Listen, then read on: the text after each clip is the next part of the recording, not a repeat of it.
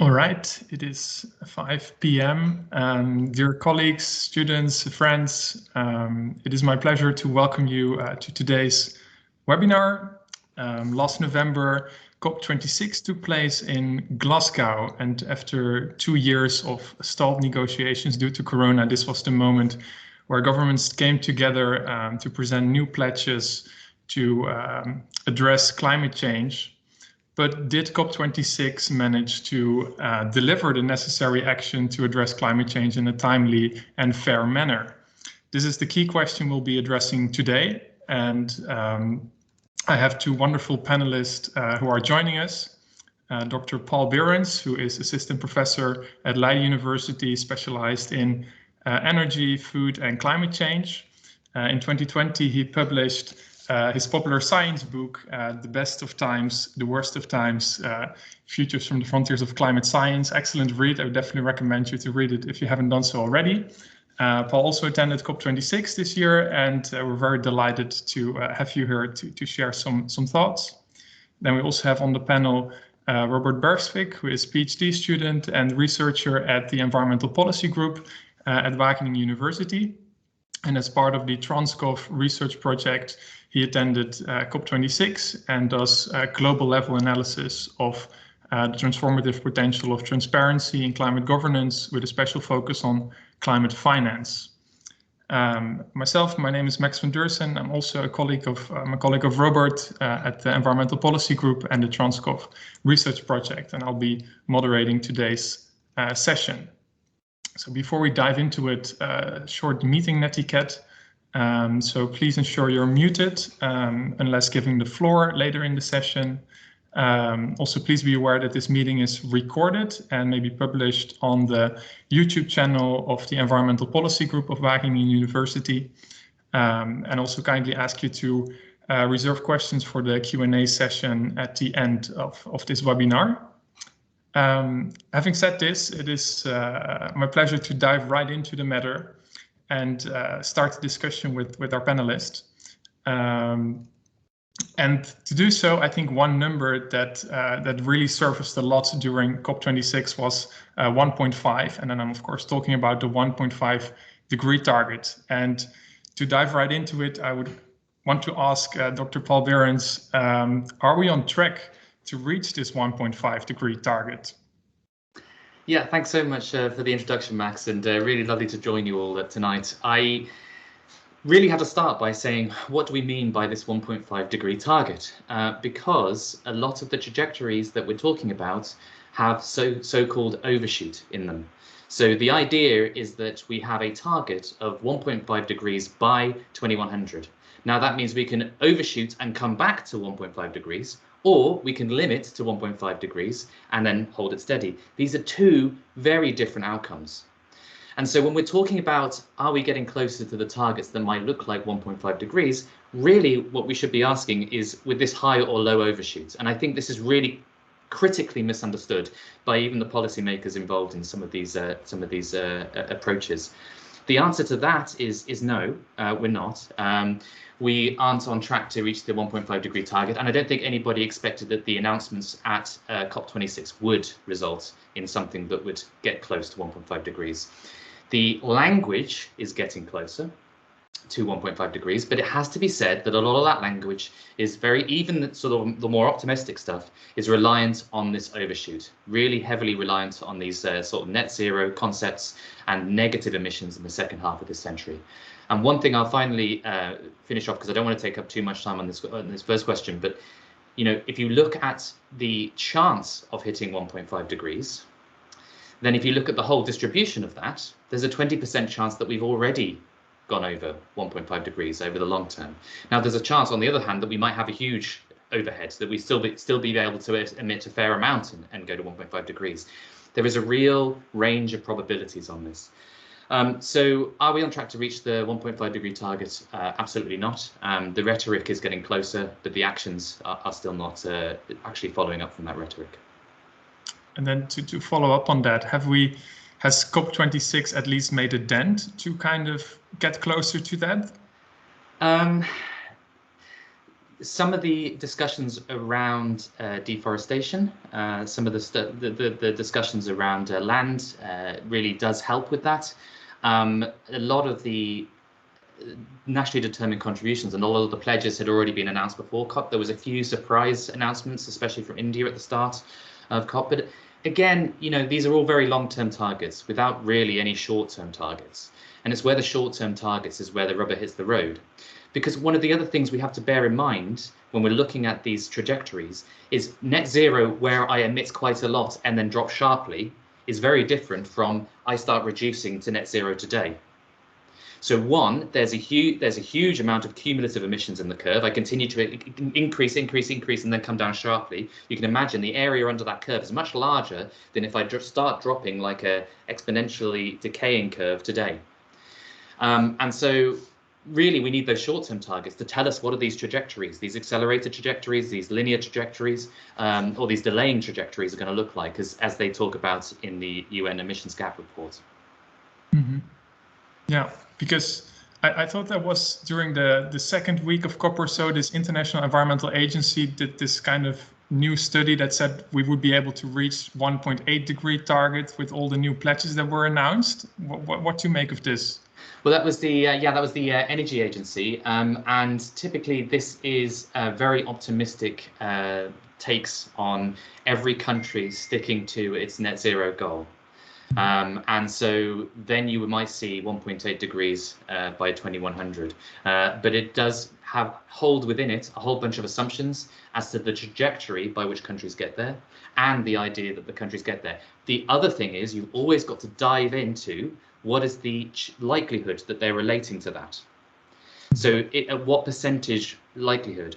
Is that 50% likelihood of hitting 1.8 degrees or 66% chance of hitting 1.8 degrees? I can't remember which one. Sometimes they're used interchangeably by the IEA. Sometimes you see them use 50%, sometimes you use 66. Perhaps some of the attendants know and they can say in the chat. It's one of the two. And so, you know, ideally, you know, it's not these long-term way off targets that matter. It's what's going to happen in the short term in the next decade that is really critical. Mm-hmm. Yeah, absolutely. And so you talked about net zero and net zero targets. I also remember walking around at COP26 that these were kind of these advertisements were everywhere. But what does net zero exactly mean? Robert, you've also done some work on this. Could you maybe tell something about this?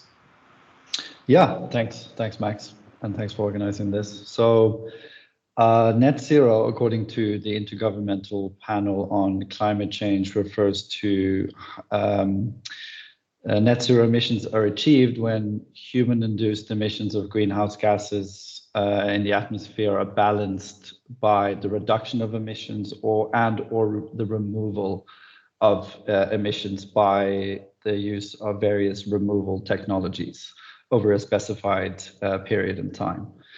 And to understand this term, I think it's and its origin, I find it quite interesting the way that this is connected to what we came up with in the 90s with the climate economic model and assessments. So specifically what I talk about here is the integrated assessment models, and these models that were very much developed in the US during the 90s links climate and economics in a particular way. And these models allow for sophisticated experimentation on the computer screen with how particular types of investments and particular types of technological innovations can affect greenhouse gas emissions. These modeling techniques quickly became a key for informing policies related to both climate and economics, and they still remain key today. But the problem with these models is that they present a very idealized web of buyers and sellers that completely ignore deep-seated complex political and social realities. They really further this thinking that one simply needs market and technological innovation to reach a stage where one can capture more than one can emit. And really at the heart of net zero is the idea of carbon sinks and forests in particular. And later, what has also been called carbon capture and storage, that I think Paul will also touch upon after this. And by including carbon sinks and removal technologies in the integrated assessment models, the foundation for net zero policies was laid. And what some scholars also have said, a Pandora box, or the opening of the Pandora box. And it essentially has, like Paul touched upon, allowed for the reduction of the urgency to cut emissions now and talk about how much we're going to cut or how much we're going to remove far into the future. Like one or several critical voices stated in Glasgow, net zero is really an accounting trick that translates into burn now and pay later. Yeah, so it allows for negative emissions in the future. I think there were also banners by activists who said like net zero is not zero. It's not the same as an absolute zero. Exactly. With that, maybe Paul, could you also chip into this and how you see the role of negative emissions, carbon offsets, and these technologies? Yeah, so it comes down to this issue of, is it a rhetorical device which is for delaying, or is it a scientific concept that's actually necessary? I think, in a lot of these cases, there's a nuance here. Unfortunately, it has been turned more into a sort of rhetorical device, but it is actually a scientific necessity. We do know how to decarbonize around 70% to 75% of the economy without having to rely on any sort of negative emissions or capture of any emissions. That last 25–30% is actually quite difficult. They're so-called deep decarbonization. There are some emissions in the system which are quite difficult to avoid. Things in terms of some industrial processes, very long-term energy storage between, say, winter and summer, shipping, and aviation. They're quite tricky. So the question is, given that, we only need them for maybe 20 to 30%, and it's an important 20 to 30%, don't get me wrong, and that a lot of that demand can actually be dealt with demand side changes as well, should it be so central in the discussions? And I think most of us probably would argue that no, it shouldn't be so central in these discussions. Actually, what needs to happen is that a lot of companies and countries really just need to address the social and economic difficulties of actually getting this done. Now, some of the things that we can do are actually cheaper than the current system. They're certainly cheaper if you take into account all the other environmental externalities like air pollution and things like this. But some of them are going to need much more coordination and bravery from governments and communities in order to take these forward. So it can't be used as a way to not take the difficult but necessary steps in reorganizing energy markets. The difficult social things that are actually quite cheap to do, but are actually quite difficult to get through in terms of our societies and stakeholders, if you see what I mean. It's sometimes easier just to paper over the cracks with technology than actually address the social issues and the social changes that need to happen in some of these systems like energy systems and food systems. So it gets a lot of airtime. That being said, for some companies already today who have reduced their emissions as much as possible to the residual and still have to rely on some of these hard to decarbonize sectors, there may be a case for verifiable carbon sequestration through things like direct air capture. But this is very much at the margin. This is very much at the edge, whereas the main core of the message has to be that 70% opportunity in reducing emissions via infrastructure for transmission for electricity, via renewables, via electrification of local transports, via electrification of heat. Yeah, so we're left with a sort of difficult case here where net zero as a scientific concept may make sense and may be needed for this last 20%, but risks being used as a rhetorical tool to kind of delay action. I think we also saw in the latest report we need a 45% reduction by 2030 in emissions if we want to go in the direction of 1.5, but we're now at. Yeah, and that's for a 50-50% chance, right? So we just have to keep talking about these probabilities. If you want to move that up, then you need to move in faster, and that's global. So if you want, rich countries with, the capabilities available to them will have to go faster in order to reach those targets. Sorry to interject there, but like that, we've got to sort of put those probabilities on there again. No, absolutely, and it's important because this 45% reduction needed to reach 1.5 is what's also stated in the cover decision that came out of COP26. But indeed, that is for 50% chance on the global sort of average, but doesn't represent the different localities. And also, it's a 50% chance, so it could be it's not a certainty that this reduction will lead there. So that's the short term, but maybe Robert, would you want to respond to this story that we at the same time we need the net zero side of things as well for this remainder of emissions? How do we balance then the rhetoric with what's needed, given what you've seen in terms of net zero events organized at COP26? Yeah, thanks for the question. It's an excellent question. What I think is crucial is to focus more on not the pledges that are being made, but like how countries and corporations are planning to realize the pledges, so their commitments and their pathways, and also what kind of governance structures, accountability mechanisms are going to be put in place to make sure that we follow up on all of these pledges in various aspects. Like Shell has announced that it will reduce emissions using like the planting of trees. I think it plans on planting trees that are the equivalent to the three times the size of the Netherlands. Like, how is it going to do that? Where is it going to plant all of these trees?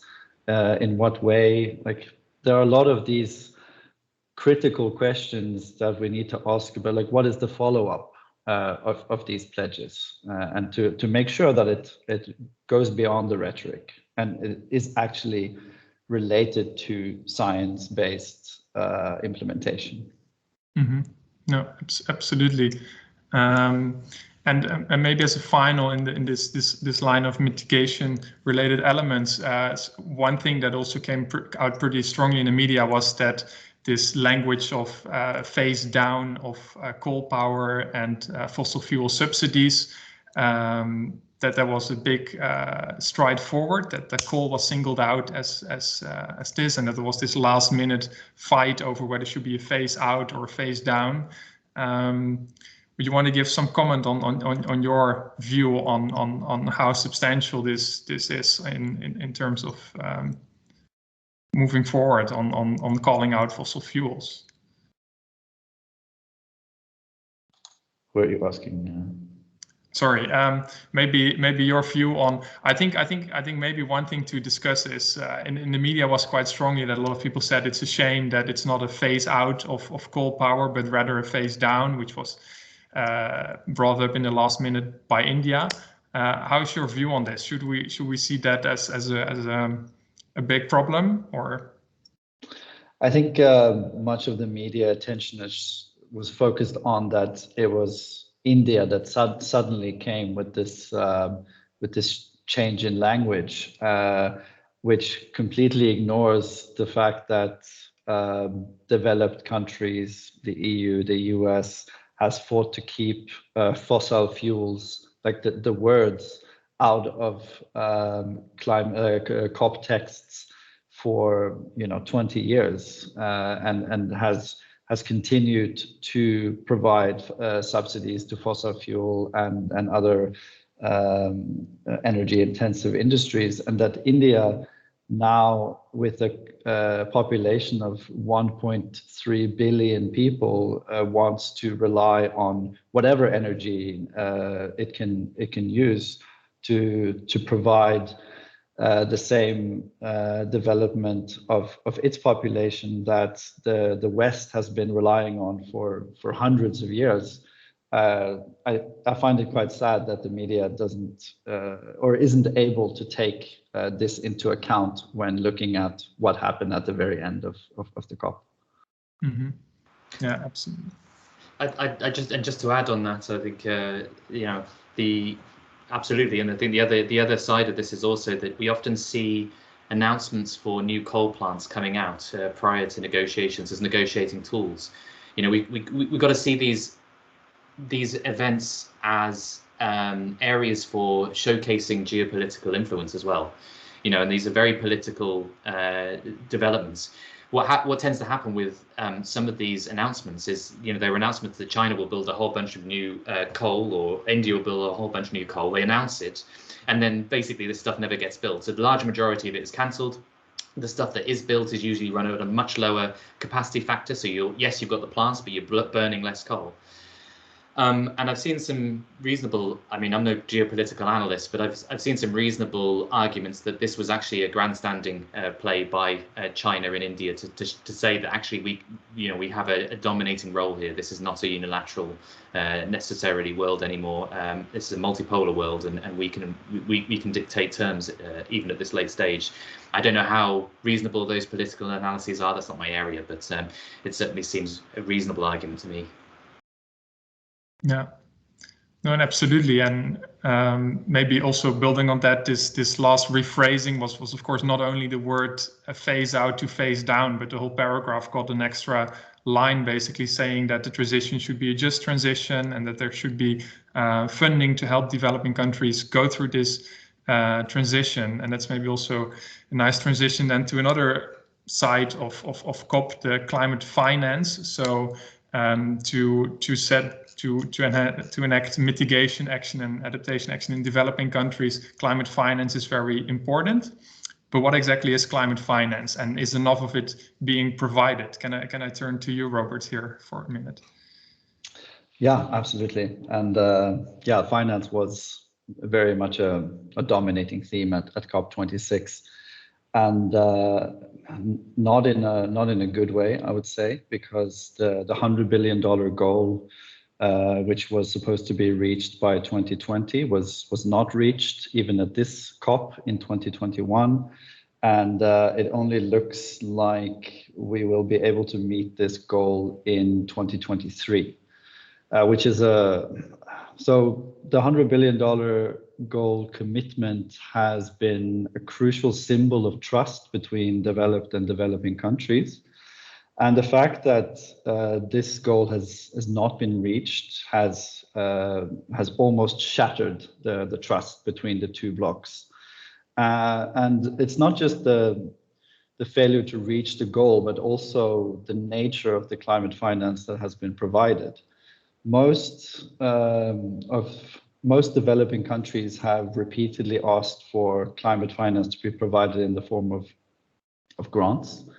But it is now clear that most of the financing that has been provided has come in the form of loans. And I'm not sure how much people are aware of this, but the debt burden of most developing countries is pretty significant already. So the fact that climate finance is provided in the form of loans will only add to the existing debt burden of these countries, enabling them to deal with both crucial adaptation and mitigation measures. So there's also the case that climate finance should be there should be a 50-50 split between mitigation and adaptation. It's also that is clear that has not been the case.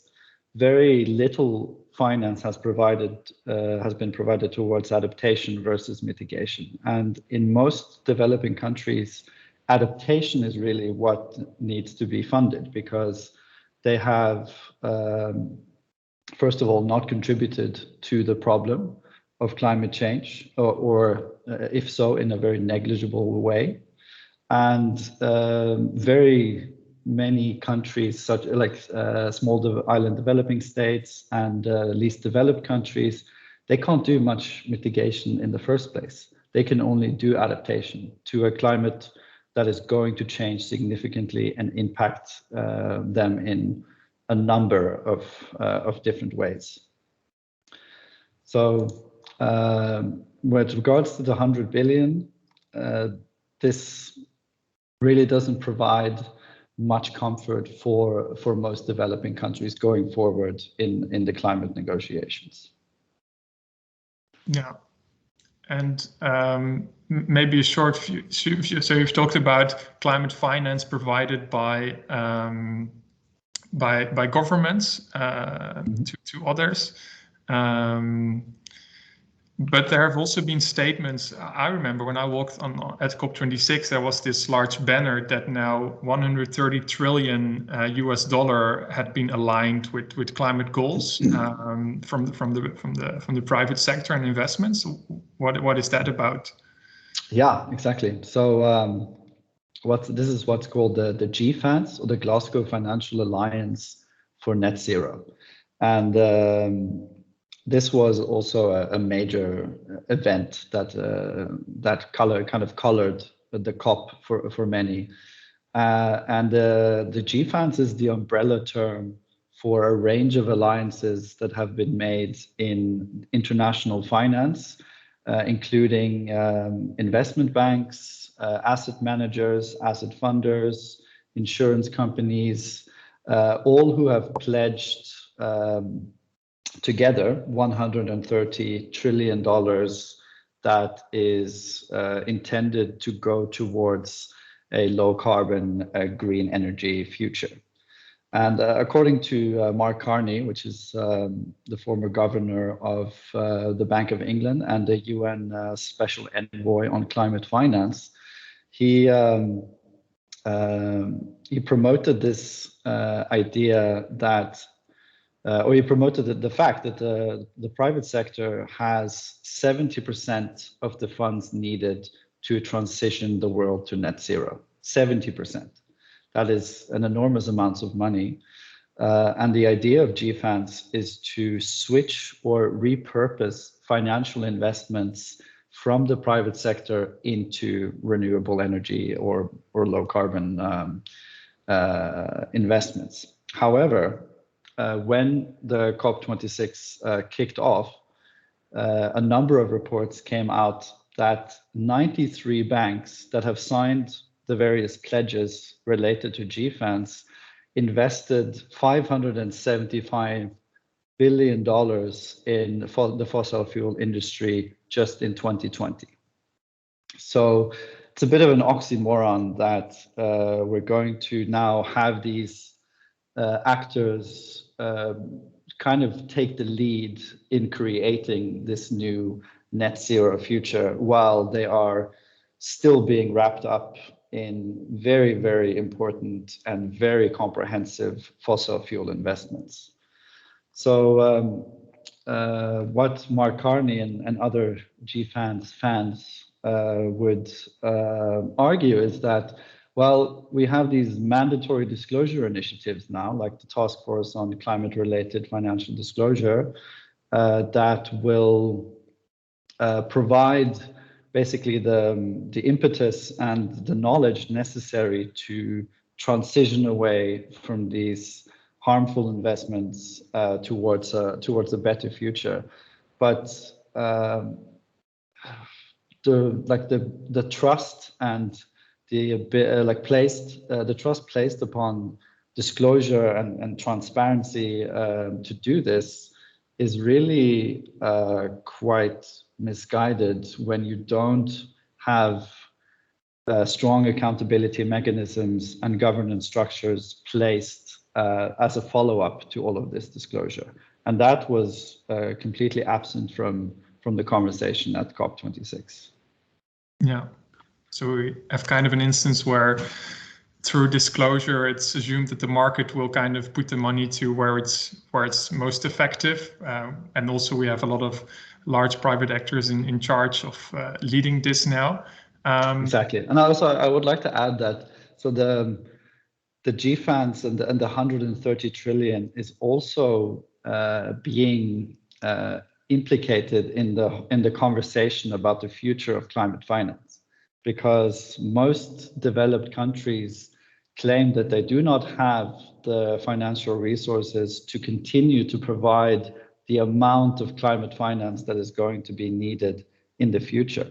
So it is intended that climate finance will increasingly come from private sources of finance, and the type of finance that will be provided then will only intensify in terms of debt-based financial instruments. So then you will have an even more debt-based climate finance in developing countries.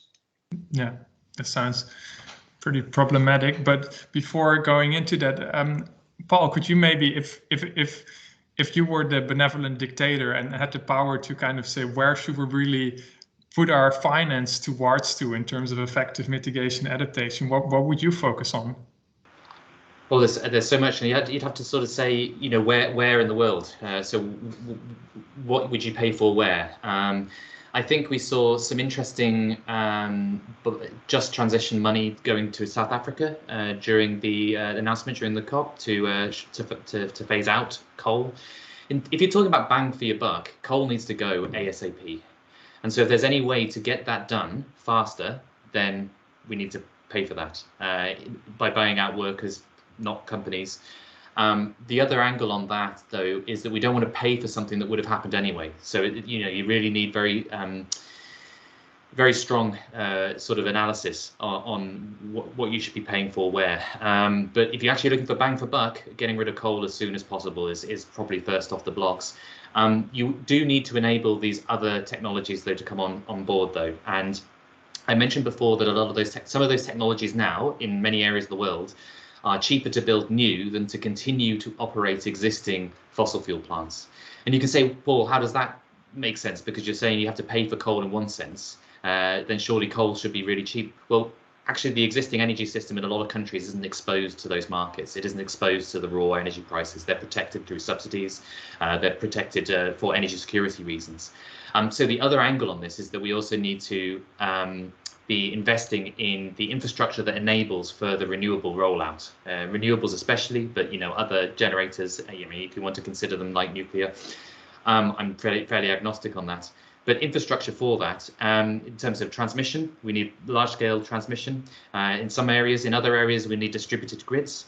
But most importantly, this is still very new for a lot of banks. It's still very new for a lot of lending agencies.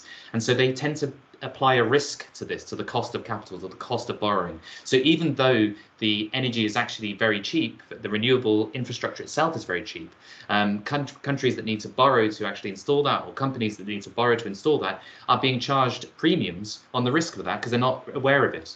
So any ways in which we can use that finance to de-risk or to sort of reduce those risk premiums is really important too. And I think in terms of the big elephant in the room is obviously redirecting subsidies, these subsidies that I've been talking about in terms of energy and food systems. And I think adaptation is much harder. Food is a main one. We've got significant impacts coming down the line in terms of food systems, really worrying impacts even at 1.5 degrees.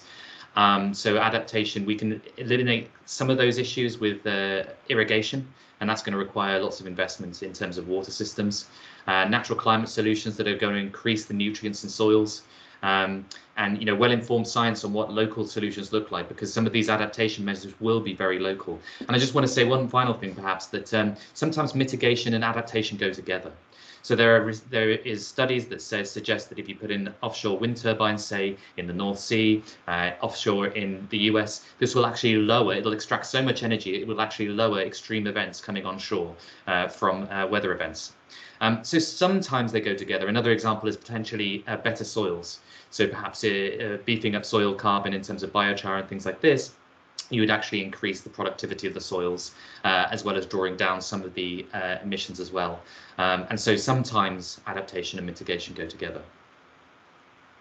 Thank you very much for those remarks. And maybe shortly, did you also feel like, for example, you mentioned food systems as key to adaptation? Do you feel that was adequately addressed at COP26 in terms of? Not at all. I think it's still, we're still today, I think, very much focused on extreme weather events and them directly, and then dealing with the fallout of an extreme weather event. We're not thinking of maybe the systemic impacts on the different energy and food systems that rely on Holocene style climates. Climates that these systems have basically developed in a world, in a climate that doesn't exist anymore.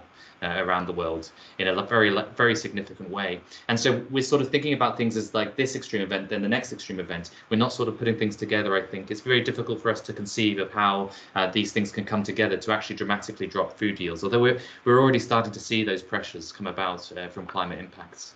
But no, it wasn't discussed. It really wasn't a big discussion at COP, and I was kind of surprised that some of the new science coming out, agricultural science on this, wasn't really discussed. Yeah. And also talking about, because you mean we need to get a more holistic view, but also in terms of extreme weather events, sometimes losses are just so large that they cannot be adapted to. And then we're talking about loss and damage. Robert, maybe you could share a short word about, is there anything going on finance for loss and damage, and how is this progressing?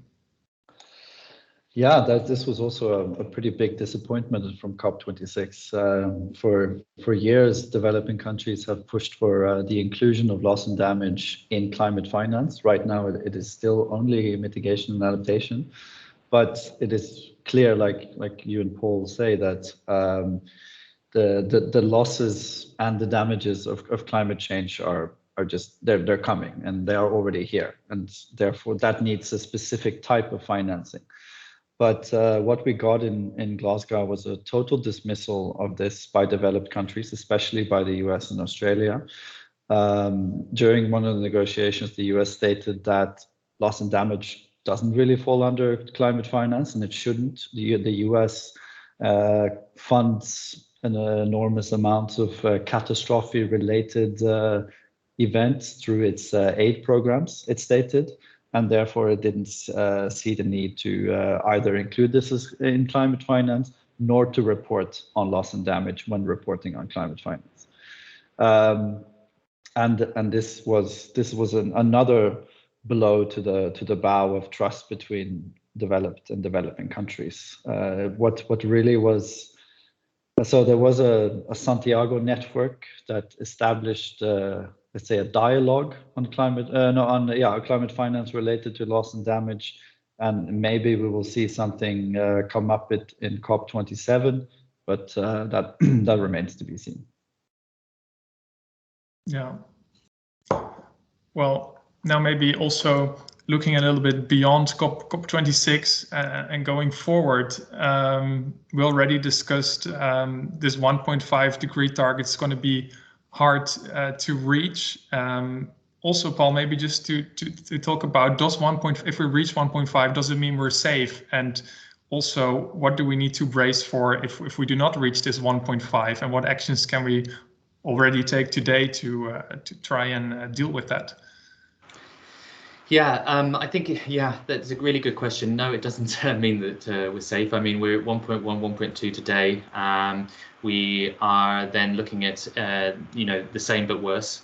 So each year will be the best year that we can expect going forward. So last year, all the devastation around the world, Siberian fires, Germany, all the different things that we've seen. This is the best year that we can expect on average, going forward. So I think we have to stare that in the face and be alarmed by that, but also say, actually, it means everything to keep the overall peak warming as low as possible. So the difference even between 1.5 and 2 degrees is huge. I mean, if you look at the IPCC special reports on 1.5 degrees, if you take any particular indicator, there are dramatic differences in extreme heat, extreme weather events, sea level rise, food yield loss. All these different things really scale very hard up to 2 degrees. So in many of those things that I've just mentioned, they're twice as bad, up to sort of 10 times as bad in terms of ice-free Arctic, for example, going from 1.5 degrees to 2 degrees. So it really means everything to keep things to 1.5 degrees. And even in terms of some of the sort of the food impacts that I'm talking about, I mean, if you look at maize, okay, some some crops may see some slight bumps in yield, but some of the core crops that we rely on, maize, rice, will get hit even at 1.5 degrees. So one paper, for example, found that simultaneous climate risks for maize, the chance of simultaneous crop failure decreases from 16 years in the Holocene past to just every 3 years for 1.5 degrees, and every 2 years for 2 degrees. So that's significant impacts on yields every few years, rather than every couple of decades or so. These figures are obviously, you can't be too precise about them, but they're all pointing in that same direction, and they're all pointing towards multiple single digits reductions in maize and yields by even 2030 at 1.5 degrees, and double-digit figure reductions by 2050. And what that means is that we don't actually need that much of a price increase in order to have destabilization in societies. Actually, if you look at it in the sort of recent past, in the 2007. These price spikes cause all sorts of different impacts around the world. So, and in terms of what we actually need to do, if we're actually going to sort of see this 1.5 degree limit and stay below, I mean, if we're going to get serious about this, we actually have to start talking about the significant shift of the sort of productive capacity of countries to actually this goal of reducing emissions and decarbonising the world. And so this also means both technical and social change. If we'd started a long time ago, maybe we could just do things with technological change, but we're so late in the day now, we need massive amounts of social change. And this means not only the energy transition that we've been talking about, but a massive food transition. Because the food transition, there's a paper out last year that showed that even if we figured out the energy system, the food system on its own would tip us over 1.5 degrees. So the food system can be an ally in addressing climate change, or it can be a real villain. So we really need to look at the food transition as well. And it just needs to move fast. And I just, but the last comment maybe I'll make is it will move faster. We are already moving faster than some of the really negative trajectories that we saw maybe a decade ago. Unfortunately, some of the impacts that we're seeing day to day from climate change, not the average temperatures, we've been very good at estimating those, but some of the impacts from climate change have been systemically underestimated. And what that means is now it's a question of a race between these social and natural changes. And each year, because things will get worse, we will see more and more interest, more and more effort, more and more focus on this sort of singular issue of the human, society going forward. So, we're not tracing those trajectories, which were so really awful in, say, the 1990s that scientists were looking at. But now the lower trajectories also look quite scary in terms of the climate impact, and we need to keep accelerating. So, and we have those technologies. This would be one thing if we didn't have these technologies, if we didn't have these other options to actually keep the lights on, but we actually do now. So, yeah. I'll leave it there. Absolutely. No, but it gives a good motivation and also shows that every bit matters, and we definitely need to get working with that. Maybe looking forward, next year is COP27 in Egypt, in Sharm el-Sheikh. Robert, what do you think should happen at COP27 to make sure we stay on track? Yeah, I mean, I think we drastically need to rethink the way that we have organized the multilateral climate regime, because right now it is almost exclusively based on voluntary commitments and voluntary implementation of those commitments. And what we need to bring back is a legally binding regime where countries have to follow up on what they say they are going to do.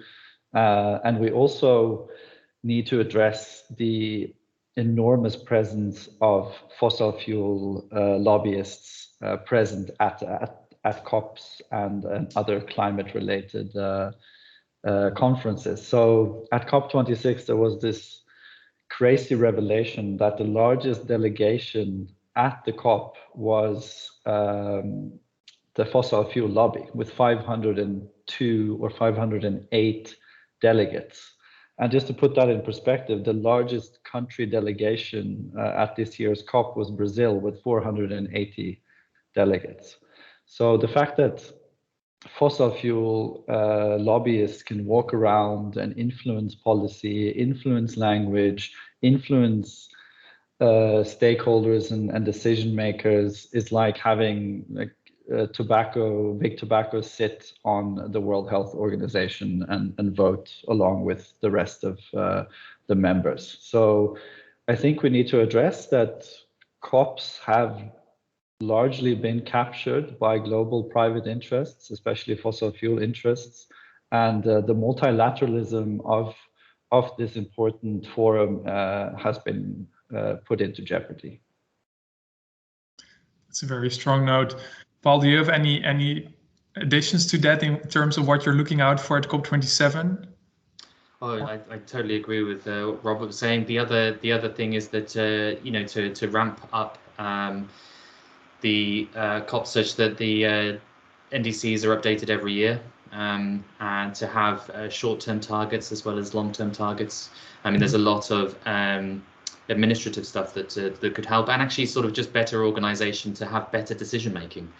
I don't, you know, the Secretariat does a good job in terms of actually getting it done, but I think we could do a better job in terms of the decision making from the hosts and facilitating an environment in which decisions can be made.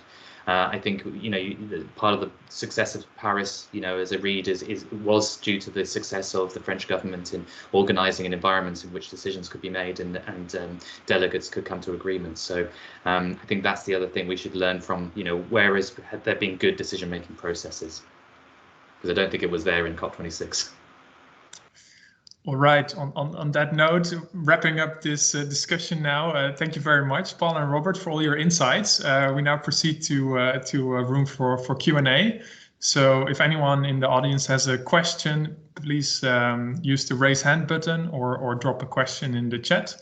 And you can ask anything. Let me see if let's see if I can. All right, I see a question in the chat.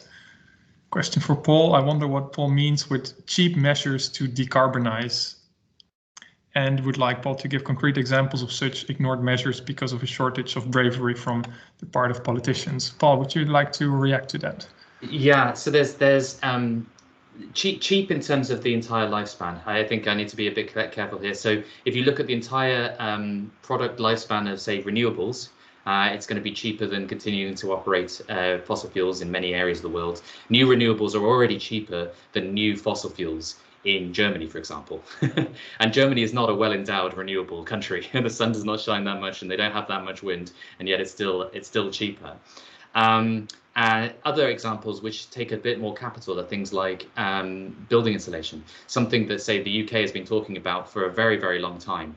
And what they do is they tend to put in, you know, market-based mechanisms, incentives, try and push everything off onto the individual to sort out their building insulation, their building retrofit, and it just does not work. It is, I had 3, 4, 5 different policies over the last sort of 20 years to try and get building insulation, and it's poor.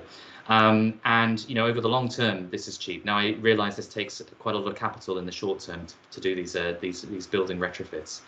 But there's a real sort of shortage of bravery, I think is what you're saying there. I think the other shortage of bravery is if you take the UK again for the example there, if you look at the Citizens' Assembly, got 108 people from around the country, from all different backgrounds, from all different regions, and said, you know, these are the issues that we're facing with climate change. What would you like to do about them? And they said things like, we would like to ban SUVs. All in all, yeah, let's ban SUVs. Let's add frequent flyer levies. Let's add, we don't want to go as far as taxing meat, but let's suggest that people reduce their meat intake by 20 to 40%. Did you see the politicians take up any of these, you know, talking points? No. You know, even though these are 108 people who are randomly selected from around the country, not randomly, but selected from around the country to represent different regions. So there's a real bravery gap, I think there. I think there's a real bravery gap, even in not even just doing the proactive stuff, but actually just holding back on the actively damaging stuff. You know, opening new mines, you know, airport expansions, extra road infrastructure, all these sorts of different things that they could actually choose just not to do, and that would be better, rather than even just the proactive stuff like frequent flyer levies. So yeah, I think that's what that's a few things that I mentioned there. Thank you very much. I already see another question popping up in the chat.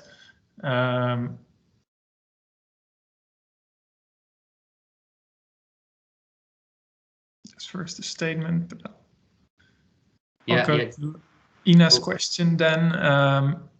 The question to Paul: how do you think implementing negative emissions to reach net zero will affect food systems? Oh goodness, yeah. Like, okay, so the negative emissions that are highly dominant in the integrated assessment models are bioenergy, carbon capture and sequestration. And for me, this is just largely a non-starter. If you look at some of the projections on this, if you were to delay sort of net zero to about 2060 or so, you would need to be drawing down carbon equivalent to twice the size of the EU in terms of forestry in BECCS by the end of the century. It's just a non-starter. If you then looked at direct air capture through mechanical sequestration, you were talking 2 islands. So these are still really big. I mean, the country island, two lots of that, which is still quite big. So these implementing negative emissions to reach net zero affecting food systems, it really depends how you go about it. You know, there's a lot of excitement about biochar and things like this. And that could actually sort of be regenerative. You've also got things like natural climate solutions, which could increase biodiversity, and actually just moving away from meat and allowing that land to return to potential natural vegetation. We have a study coming out soon that shows in high-income nations, if high-income nations were to move to lower intake of meat, not even just cutting it out, but lower intakes of meat, then the land saved could be used to sequester about 12 years of global agricultural emissions over the long term. So huge opportunities between the two of them. Mm-hmm. And maybe also quickly for some of the listeners who may not know, you talked about BECCS being one of the large scale things that's being used in these models. What is BECCS? Yeah, sorry, very sorry. Yeah, so this is where you grow plants, and then they sequester. They bring carbon into their structure, into their leaves, into the roots. You take these these plants, you chop them down, you put them in a bioenergy plant, and instead of the CO2 being released into the atmosphere, you take that CO2 and you sequester it underground or into some other form.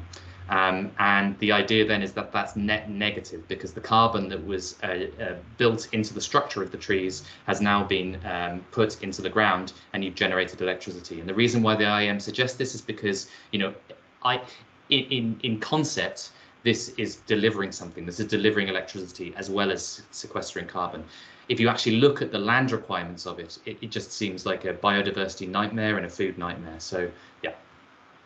Yeah, thank you very much for commenting on that and extra explanation. Also see a question from Maria.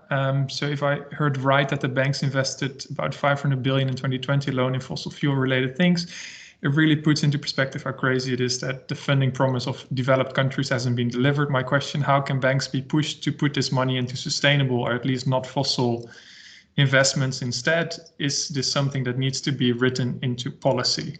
I think maybe Robert can comment on this. Yeah, thanks for the question. It's a very good question, and I think it's pretty straightforward.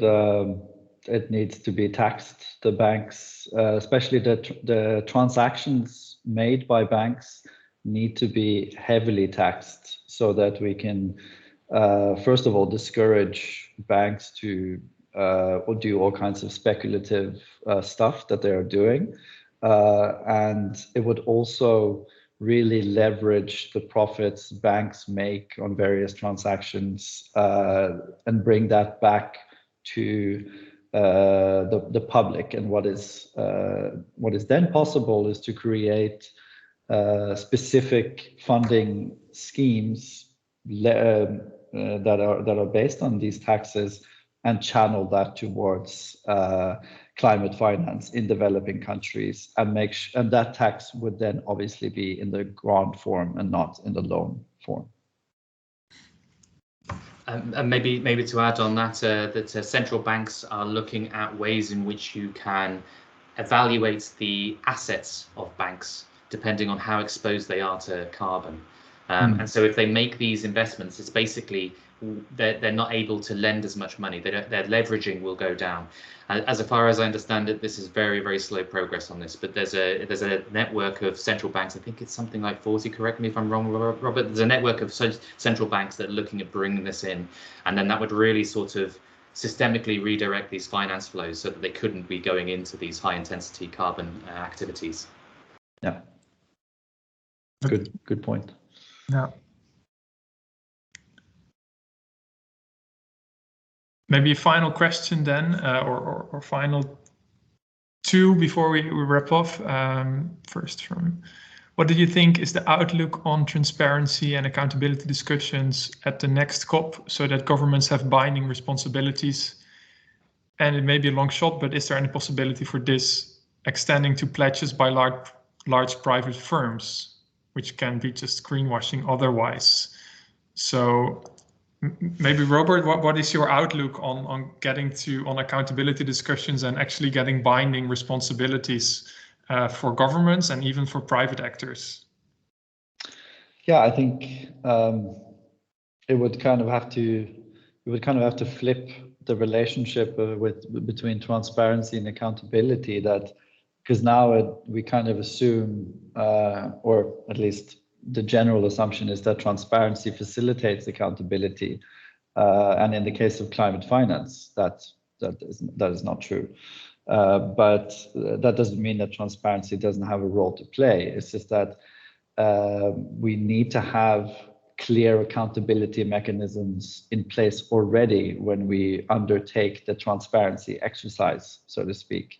So what we need is to have real enforcement of what we are trying to make transparent. And right now, enforcement in the multilateral climate space is really nowhere to be found. So that would need to be implemented, but that is, of course, a significant shift away from what we agreed to in Paris. And there is a reason for why transparency is kind of at the center of what we do, because it is about just being transparent about what you do, not actually what you do. So you can be transparent about anything, but then what happens after that is kind of left by the wayside. And when it comes to large private firms, I think that they need to come back under the control of national governments, because right now they are almost operating they are operating in a space of their own, where large corporations have as much power and as much money as some nation states, and we need to reverse that in order to make sure that the money centered in these corporate behemoths is actually being spent to save both our planet and ourselves. Thank you very much. I think we're drawing to the close, so I'm not sure if I'm going to give Paul and Robert a final 30 seconds to maybe give a final takeaway before we close off. There is a final question on the impact of COVID. You may choose to take that along quickly, but I leave that up to you. So Paul, would you give your final remarks? Yeah, no, great. On the COVID-19, it hasn't, the rebound will be strong. These blips tend to rebound from them fairly quickly and not make a huge amount of impact. It wasn't really discussed that much at COP26 that I heard. It was much more, other than in the sort of preparation and getting people there. And obviously the testing, but in terms of the actual funding of the sort of the idea of Build Back Better and things like this, it wasn't front and center. I think my final takeaway on this is that let's not, we want to, COPs and multilateral agreements will always, to some extent, be behind where national governments and some companies are, which will then be behind where the public is, which will then be behind where sort of the activists and I think some of the scientists are. I think it will always be the slow process of this multilateralism, but this is being pushed, let's not forget, by the activism on the other end.